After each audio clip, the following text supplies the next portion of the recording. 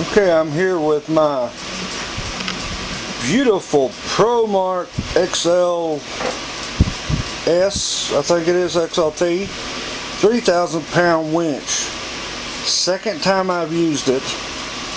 Okay, this is the back of the quad, this is the front of the quad.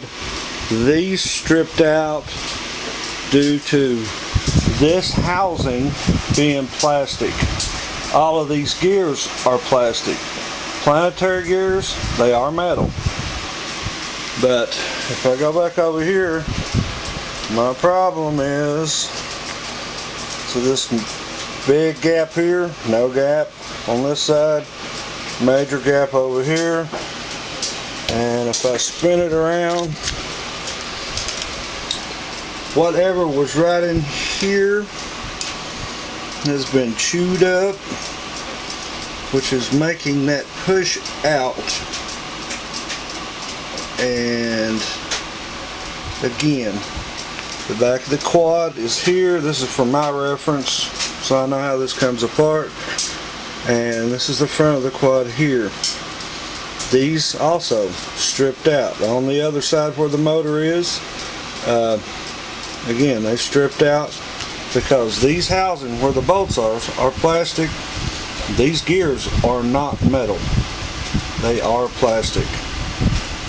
Again, planetary metal, but it does you no good if these are plastic. I mean, get real.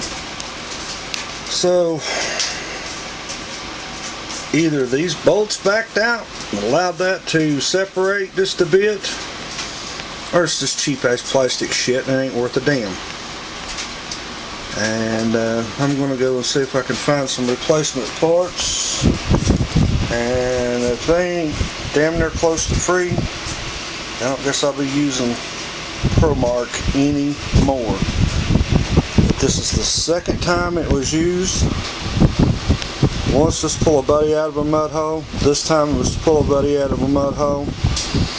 I mean, it was a 400 Kawasaki, forget the brand name, but it was two-wheel drive. He wasn't stuck. He was stuck up about halfway up the wheels. It jammed up. The rope got in here, and it locked it completely up.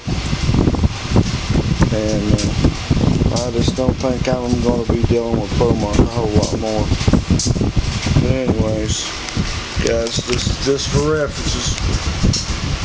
Careful what you wish for, you might get it. Buying cheap.